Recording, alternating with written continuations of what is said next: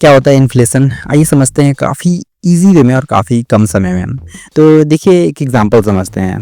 अपन जो जियो का रिचार्ज कराते थे साल 2020 में, वो अपन को 399 रुपीज़ का पड़ता था और 84 डेज़ वैलिडिटी के साथ आता था।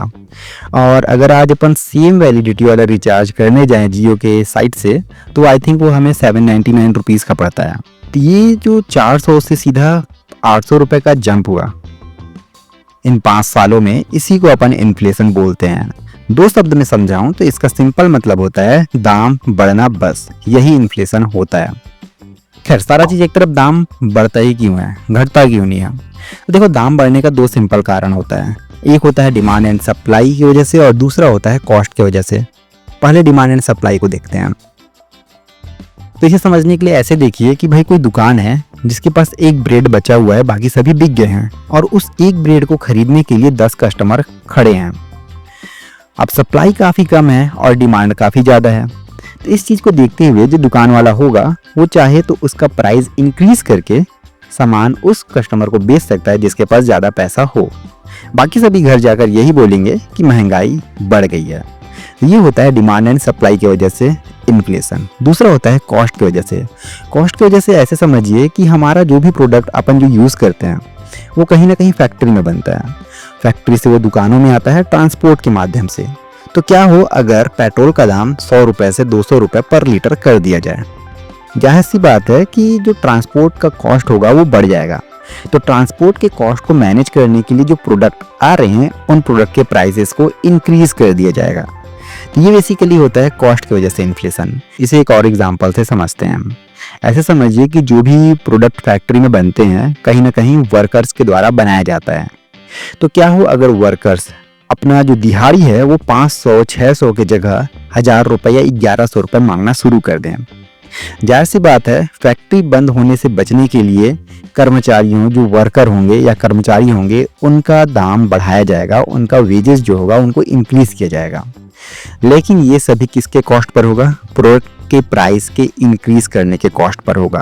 तो बेसिकली चाहे तो वेजेस बढ़ाने की वजह से, चाहे पेट्रोल के दाम बढ़ने की वजह से, चाहे रॉ मटेरियल के प्राइस इंक्रीज होने की वजह से दाम बढ़े, तो वो होता है कॉस्ट की वजह से इन्फ्लेशन। तो आई होप ये दोनों कारण आपको समझ में आ गए होंगे इन्फ्लेशन के। अब इन्फ्लेशन को अलग अलग टाइप में भी डिवाइड किया जाता है। ये किस स्पीड से बढ़ रहा है उसके आधार पर।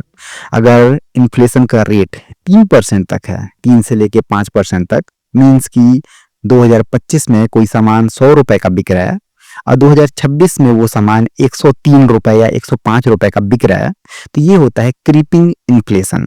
मतलब इन्फ्लेशन तो हुआ लेकिन बहुत ही मैनेजेबल।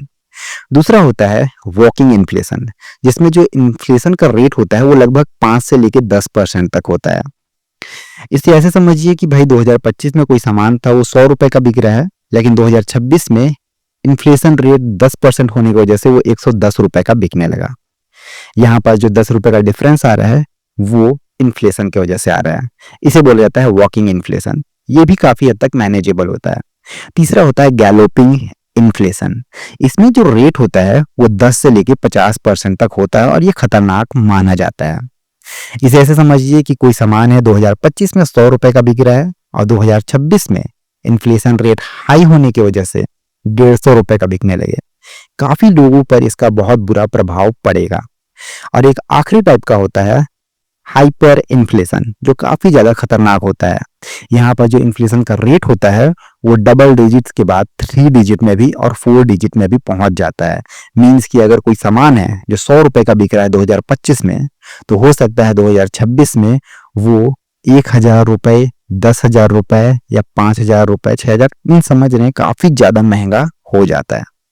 तो ये होते हैं 4 टाइप के इन्फ्लेशन, जो कि इन्फ्लेशन के रेट के अकॉर्डिंग कैटेगराइज किए जाते हैं। तो यही होता है इन्फ्लेशन। आई होप आपको इन्फ्लेशन समझ में आ गया होगा। अगर समझ में आया हो तो इस वीडियो को लाइक कीजिएगा, दूसरों तक शेयर कीजिएगा और चैनल पर नए हो तो सब्सक्राइब भी कीजिएगा। मिलते हैं बहुत ही जल्द दूसरे वीडियो में। Bye bye.